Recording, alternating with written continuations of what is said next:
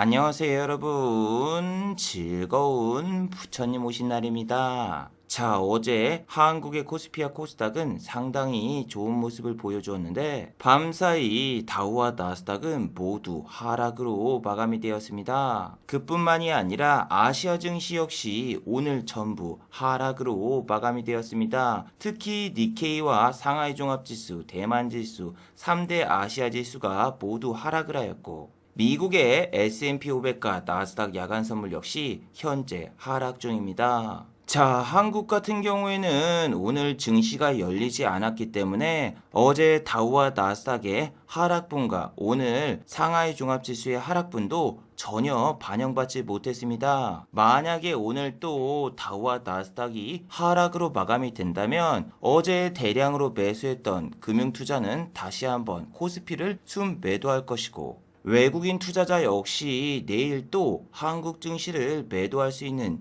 아주 위험한 상황인데, 자, 과연 내일 한국 증시는 어떤 모습을 보여줄까요? 오늘 이 시간에 한번 알아보도록 하죠. 자, 그럼 먼저 해외 시황과 국내 시황 그리고 이번 주 특징주를 한번 살펴보도록 하겠습니다. 자, 그럼 먼저 해외 시황입니다. 자, 먼저 다우지수입니다. 다우는 어제 마이너스 0.78% 하락으로 마감이 되었습니다. 장 초반에는 플러스 0.24%까지 상승을 했었고 어제 장중에도 S&P 500과 나스닥 야간 선물은 상당히 크게 상승하고 있었거든요. 하지만 여러분, 지금은 미국이 옵션 만기일 기간이기 때문에 S&P 500과 나스닥 야간 선물을 신뢰할 수가 없습니다. 이번 주 금요일이죠. 미국의 옵션 만기일이 있고 또 어제 이 영상에서 여러분들께 말씀드렸다시피 FOMC 의사록이 19일날 공개가 됩니다. 미국 시간으로 19일이기 때문에 우리나라 시간으로는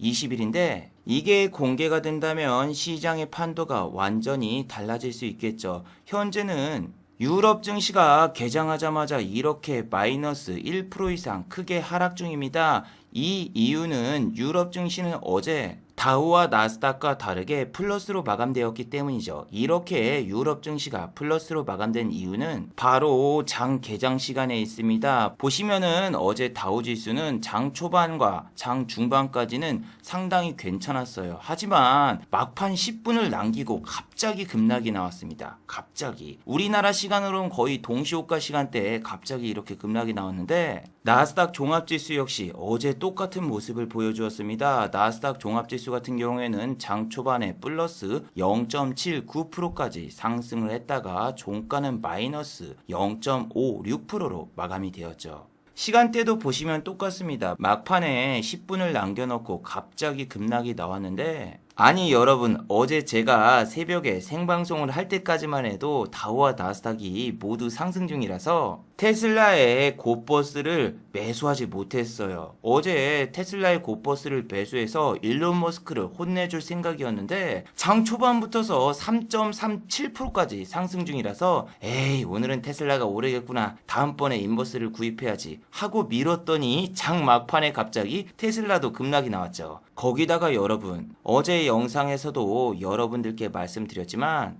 저는 지금 주식에 있는 돈을 다 빼서 비트코인에 숏 배팅을 할 거고 테슬라는 인버스를 살 거다, 이렇게 말씀을 드렸는데 어제 영상을 찍을 때까지만 해도 비트코인의 가격이 5,400만 원이었습니다. 플러스 2.57%였죠. 제가 어제 8시 반에 유튜브 영상을 업로드한 다음에 헬스장에 다녀와서 10시 30분부터서 여러분 비트코인 숏 배팅을 하려고 했어요. 그런데 제가 보통 영상을 만들 때 여기 보시면은 전날에 만들었던 녹음 파일을 전부 삭제를 합니다. 그런데 이렇게 영상 편집 프로그램에서 컨트롤 Z를 누를 때가 많아요. 단축키 컨트롤 Z 같은 경우에는 이전 파일을 다시 불러오는 그런 단축키 중 하나예요. 그런데 제가 편집 프로그램에서 컨트롤 Z를 누른 게 아니라 바탕화면에 들어간 상태에서 컨트롤 Z 키를 눌러버려서 휴지통에 있던 녹음 파일이 다시 복원이 되었고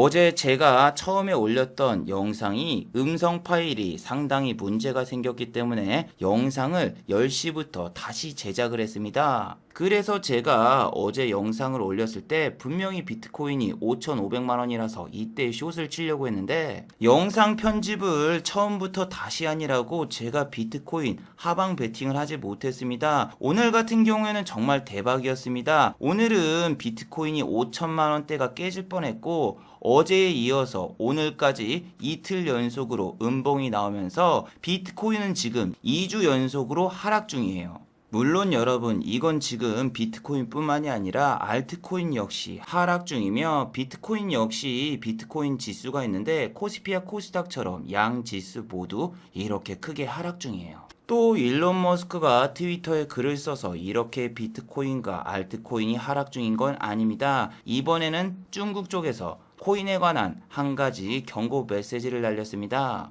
중국의 인민은행에서는 현재 암호화폐는 정부 기관이 절대로 인증하지 않은 화폐이기 때문에 실생활에 어떠한 용도로 사용될 수 없다라고 경고를 했어요. 그 덕분에 대부분의 암호화폐들이 상당히 크게 하락 중이며 특히 코인 중에서 중국에서 만든 코인들이 있습니다. 예를 들면 이런 똥텀이라는 코인 같은 경우에는 오늘 무려 10%가 하락 중이죠. 제가 이 똥텀이라는 코인을 들고 있는데 아주 죽을 맛입니다. 그리고 여러분 그걸 알고 계시나요? 미국의 나스닥 종합지수가 내릴 경우에는 코인 시장도 같이 하락합니다. 그래서 오늘 미국의 나스닥이 또 하락한다면 비트코인과 알트코인 시장은 또 하락할 수 있어요.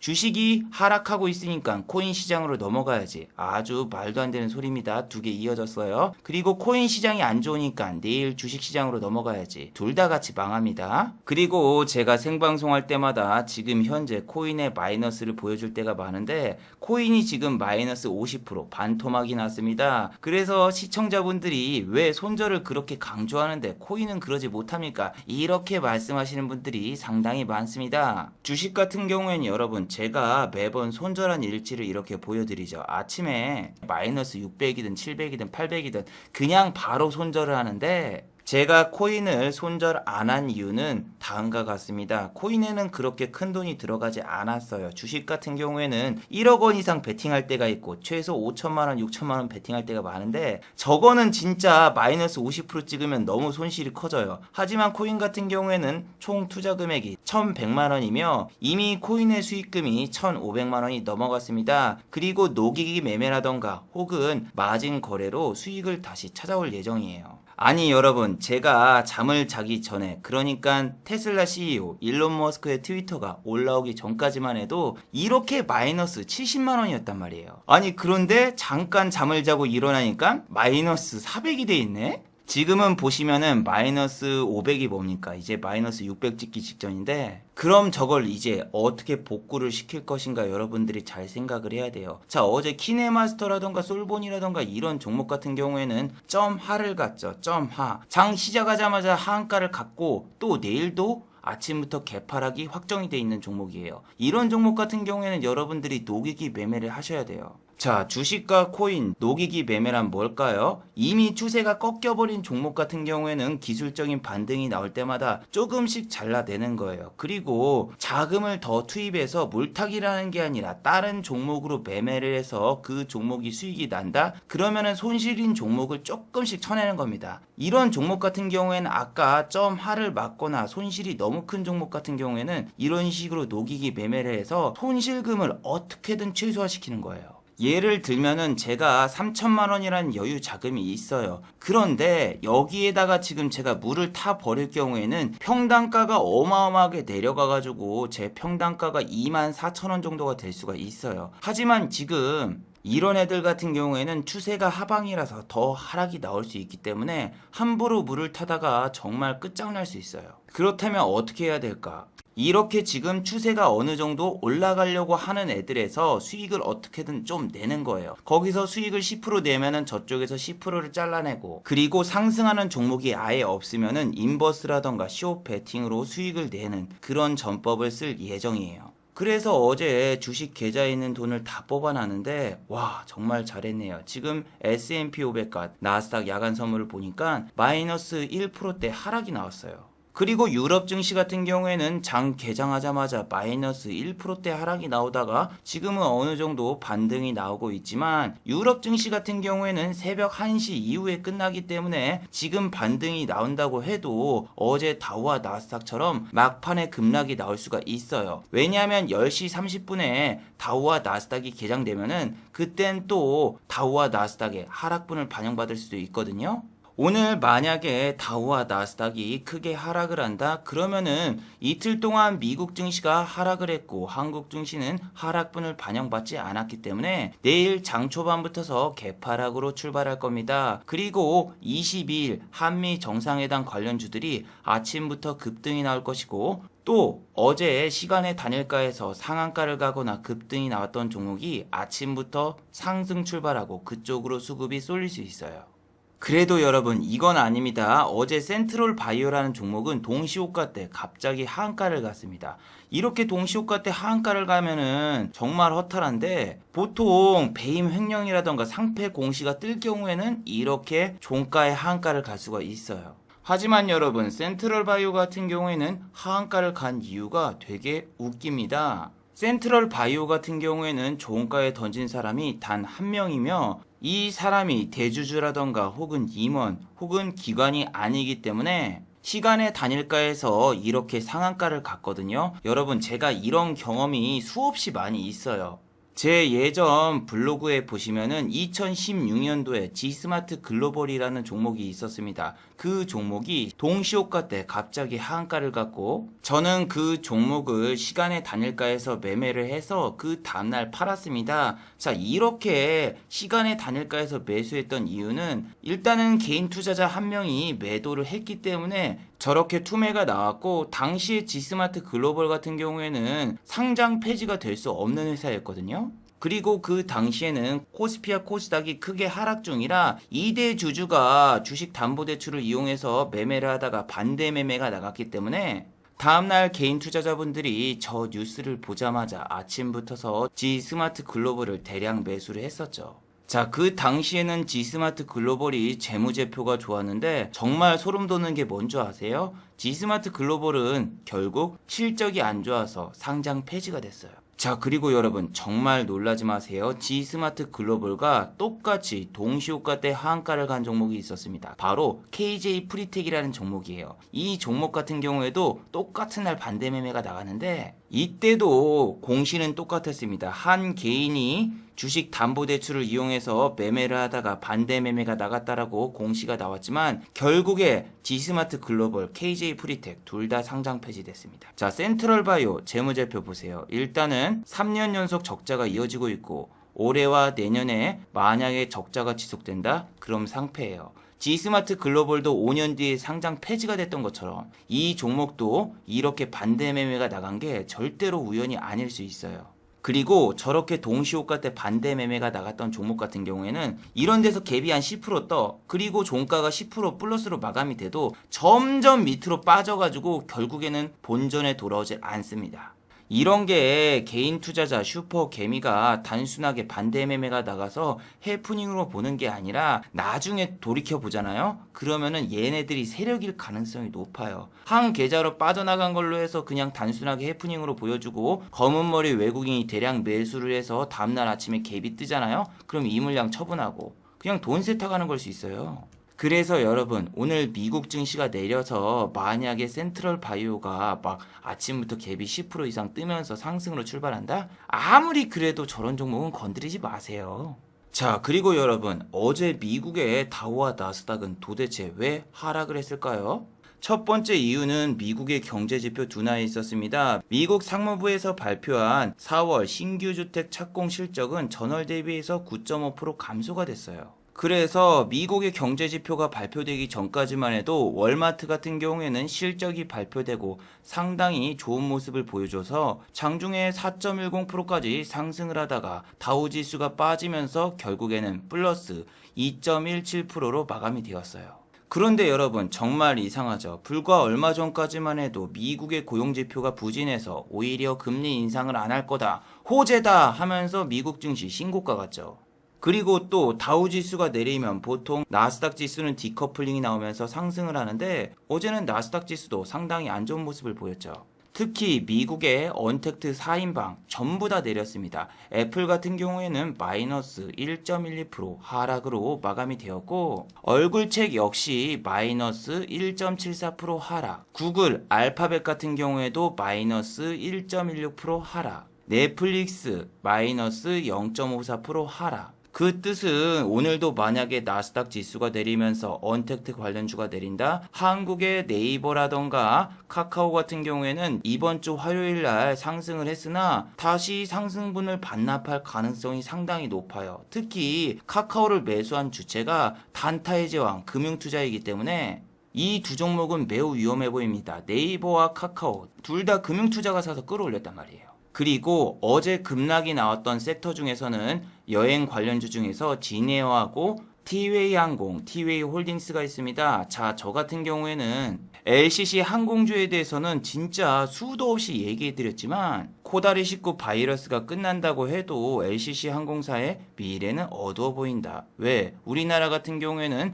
지금 6개가 아닌 11개의 LCC 항공사가 있고 또 이 중에서 없어진 LCC 항공사도 있죠. 예를 들면 이스타항공이라던가 에어로케이, 플레이강원, 여기 나머지 4개들은 현재 M&A 물량으로 나와서 매각 협상 중이죠. 그리고 LCC 항공사 같은 경우에는 보시면은 코다리19 바이러스가 터지기 전부터서 일본 불매운동으로 인해서 적자가 지속되고 있었고 코다리 바이러스 사태가 끝난다고 해도 얘네는 도대체 어떤 걸로 수입을 낼 것인가. 대한항공 같은 경우에는 이번 분기 흑자를 달성한 게 고객들이 비행기를 타지 않아도 해외에 화물을 운반해서 수익을 냈다고 하는데 LCC 항공은 이게 불가능해요. 그리고 LCC 항공사들은 국내 여행이 아무리 활성화가 된다고 해도 해외여행 수요가 없으면 수익을 낼 수 없는 구조입니다. 하지만 매출의 50% 가까이가 일본 운항 노선인데 여러분 지금 일본과 한국 같은 경우에는 단교 중이라서 무비자 입국이라던가 이제는 비즈니스 입국조차 허용되고 있지 않아요. 물론 지금 일본이 무비자 입국을 중단한 게 코다리19 바이러스로 인해서 긴급 사태를 선언해서 이렇게 됐다고 해도 우리와 일본 같은 경우에는 그 전부터 악감정이 좀 있었기 때문에 코다리19 바이러스 사건이 끝난다고 해도 다른 나라 같은 경우에는 이제 무비자 입국이라던가 관광을 재개해도 한국은 가장 마지막에 풀 가능성이 높은데 그 전까지 LCC 항공사들이 버틸 수 있냐 이게 문제죠. 올해도 당연히 바이러스 사건으로 인해서 관광이 재개가 안 될 거고 티웨이 항공이라던가 다른 LCC 항공사 여기 적자 날 겁니다. 그리고 난 다음에 내년 이제 상반기 하반기가 여행이 풀린다고 해도 얘네가 적자를 면치 못할 것으로 보기 때문에 자 4년 연속 적자만 될 경우에는 LCC 항공사들 대부분 관리 종목에 지정될 수 있고 5년 연속 적자가 이어진다? 그러면 상장 폐지기 때문에 저는 이렇게 LCC 항공사들을 상당히 부정적으로 생각하고 있어요. 물론 기술적인 반등이라던가 뉴스로 인해서 주가가 잠깐 상승할 수 있어도 LCC 항공사 같은 경우에는 장거리 노선이 불가능하죠. 그렇기 때문에 갈 수 있는 데가 동남아라던가 일본, 중국 이런 나라밖에 갈 수가 없단 말이에요. 그런데 여러분 코다리19 바이러스 이후에 과연 사람들이 중국을 갈까요? 자, 엊그저께 있던 중국의 빌딩이 흔들리는 모습입니다. 75층짜리 중국의 건물이 이렇게 태풍이 오지도 않았는데 흔들흔들거려서 사람들이 이렇게 대피하면서 도망을 가는데 LCC 항공사 같은 경우에는 항상 뉴스가 나와서 잠깐 올라왔다가 다시 빠졌고 잠깐 올라왔다 다시 더 빠지고 이번에도 올라왔다가 일주일 동안 상승했던 상승분을 하루 만에 반납하고 저는 여행사라던가 대한항공 혹은 일반적인 항공사 같은 경우에는 상당히 긍정적으로 볼 수 있지만 LCC 항공은 선뜻 새우깡처럼 손이 안 가더군요. 그리고 만약 오늘 미국 증시가 하락으로 마감된다면은 백신 스와프 관련주들이 전부 다 급등을 할 수 있는데 어제 영상에서도 분명히 말씀드렸지만 22일 날 바이든과 한미 정상회담을 하기 때문에 기간이 얼마 남지 않았어요. 내일 아니면은 내일 모레 이 섹터들은 전부 다 이벤트가 끝날 수 있어요. 그래서 시간의 단일가 붙어서 이연제약이라던가 셀루메드, 아미노로직스 등 이렇게 mRNA 백신 관련주들이 시간의 단일가에서는 하락한 종목이 거의 없거든요. 그래서 20일 내지 21일 내에 이런 관련주들이 잠깐 급등했다가 빠질 수가 있는데 내일도 매우 위험한 자리로 보이기 때문에 아침에 급등한다고 백신 관련주 절대 따라 들어가지 마시길 바랍니다. 설사 상한가를 간다고 해도 너무 위험해요. 자, 그리고 우리 증시가 개장되었을 때 알루미늄 선물이 상승 중이었습니다. 그래서 어제 아침부터서 알루미늄 관련주가 상당히 강한 모습을 보였어요. 일단 데오에이엘이 아침부터서 2% 이상 상승으로 출발했고 그 다음에 사마알루미늄이 무려 3%대 상승이 나왔습니다. 그리고 PJ메탈, 조일알루미늄 이런 알루미늄 관련주가 전부 상승으로 출발했는데 종가는 여러분 참 초라한 모습을 보이고 있죠. 조일알루미늄 1.56% 상승 마감, 사마알루미늄 0.38% 상승 마감. 알루미늄 관련주는 기본적으로 알루미늄 선물이 신고가를 가야지 크게 움직일 수 있단 말이에요. 한국 증시가 이렇게 상승으로 출발할 때 알루미늄 선물도 상승으로 출발했지만 장중에 하락 전환을 했습니다. 그럴 경우에는 본인이 손절을 하거나 혹은 익절을 바로 해줘야 됩니다. 장중의 움직임을 체크하면서 그 다음에 매매를 해야 돼요. 그리고 오늘 같은 경우에도 알루미늄 선물이 1.02% 하락 중이기 때문에 내일 알루미늄 관련주 또 하락할 수 있죠. 그리고 구리 관련주도 알루미늄이랑 똑같았어요. 장중에는 상승하고 있었기 때문에 대창이라는 이런 구리 관련주가 플러스 2.71% 상승으로 마감이 되었단 말이에요. 장중엔 더 크게 올랐었습니다. 장중에는 4.46%까지 올랐었지만 구리 선물이 갑자기 하락하는 바람에 종가는 플러스 2.71%로 마감되었어요. 하지만 지금 구리 가격이 급락 중이니까 대창 역시 내일 하락으로 출발할 가능성이 상당히 높아요.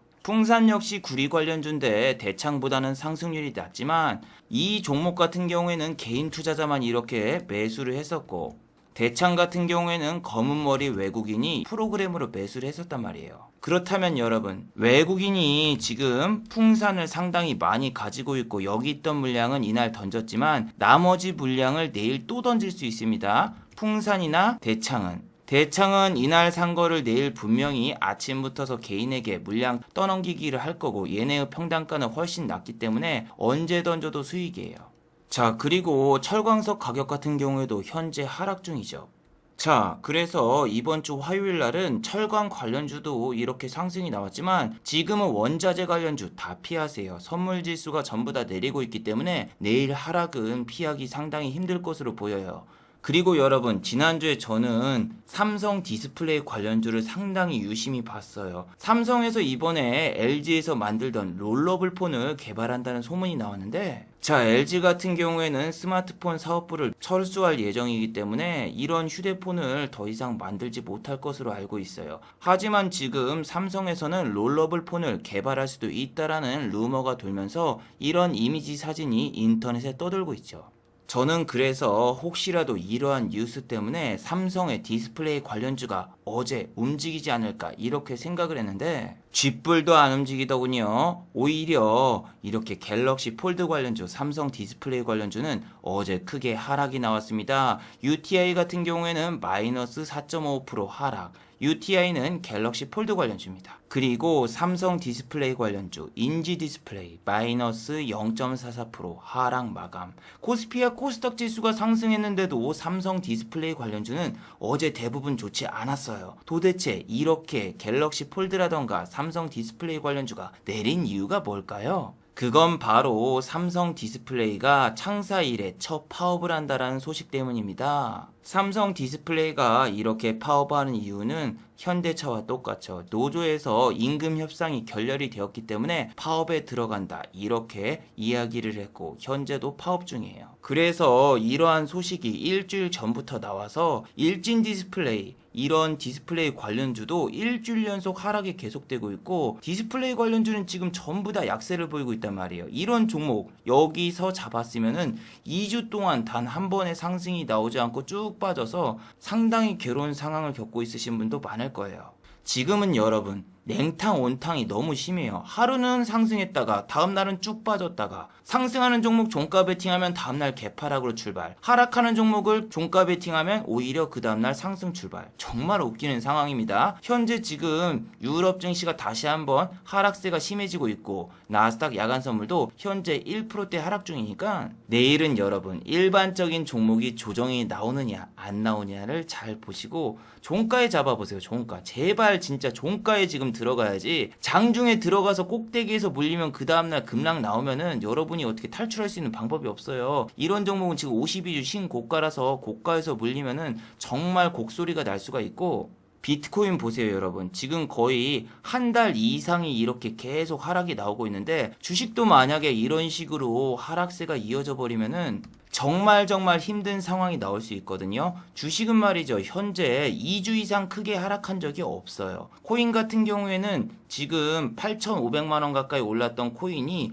5천만 원이 깨지려고 하는데, 우리 코스피 지수가 만약에 지금 3,200포인트를 가는 게 아니라 3,100에서 막 3,000이 깨지고 2,900이 가고 2,800이 가고 이런 데까지 빠질 경우에는 버틸 수 있는 사람이 몇 명이나 될까도 좀 생각을 해봐야 돼요. 왜냐면 고점에서 개인 투자자분들이 막 돈을 10조, 20조, 30조 투입을 했단 말이에요. 물론 지수가 지속적으로 상승이 나오면 좋겠지만, 하락이 나올 경우에는 이렇게 지금 고점에서 따라 들어오신 분들 같은 경우에는 버틸 수가 있을까요? 제 주변에서는 코스피가 3,200에서 3,100만 가도 막 저한테 전화 오시는 분들이 많은데, 전 여러분 막 지수가 내릴 때마다 사람들이 안절부절 하면서 이렇게 계속 전화가 오길래 제 주변에 아는 사람들 휴대폰 번호를 전부 다 차단을 했단 말이에요. 그래서 여러분 전화를 한동안 안 받았는데, 제가 이제 운동을 하러 배드민턴장에 갔어요. 배드민턴장에 가면은 아줌마와 아저씨들이 상당히 많고 그 중에서 주식하시는 분들도 있어요. 그런데 한 아줌마가 오더니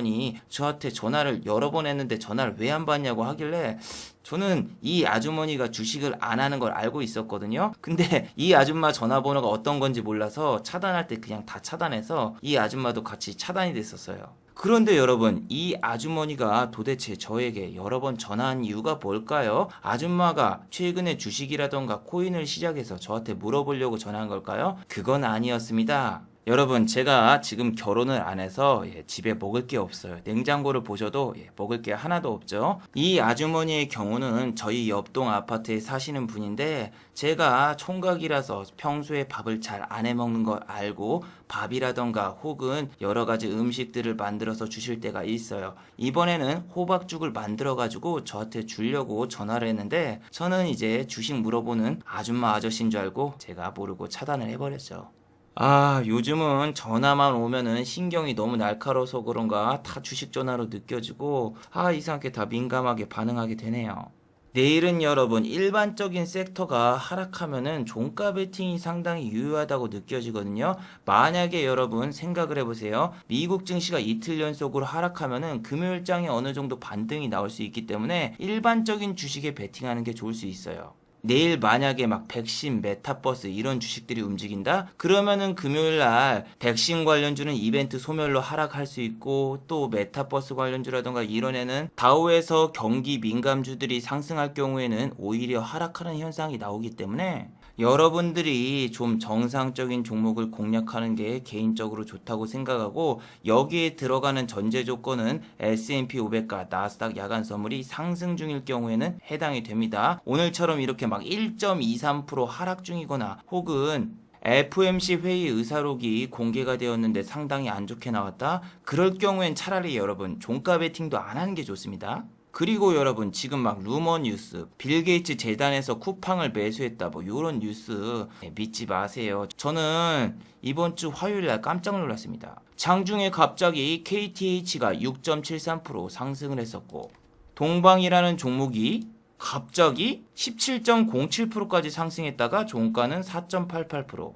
내용을 보시면은 빌 게이츠와 이혼하신 멀린더 게이츠 부부가 자선 재단인 빌 앤드 멀린더 게이츠 재단에서 쿠팡 주식을 매수했다라고 이런 뉴스가 나왔는데, 저 뉴스가 나와서인지 어제 쿠팡의 주가는 플러스 5.88%가 상승했어요. 하지만 시간의 단일가를 보시면은 현재 쿠팡의 주가는 마이너스 3.11% 하락 중이에요. 그래서 여러분들이 지금 무슨 사우디 왕세자가 쿠팡을 샀다? 아, 그러면 쿠팡 관련주 사야지. 그럴 거면 그냥 쿠팡 사세요. 뭐하러 지금 쿠팡 관련주를 삽니까? 이건 말도 안 되는 뉴스고, 이런 단독 뉴스는 거르는 게 좋아요. 단독 뉴스는. 아니, 요즘에는 무슨 메타버스 관련주도 뉴스 하나 빵 띄우더니 상한가 찍고 바로 이렇게 슉 빼버리는데, 와, 요즘엔 진짜 뉴스 하나 갖다가 잠깐 상한가 찍고 빼는 게 너무 유행인 것 같습니다.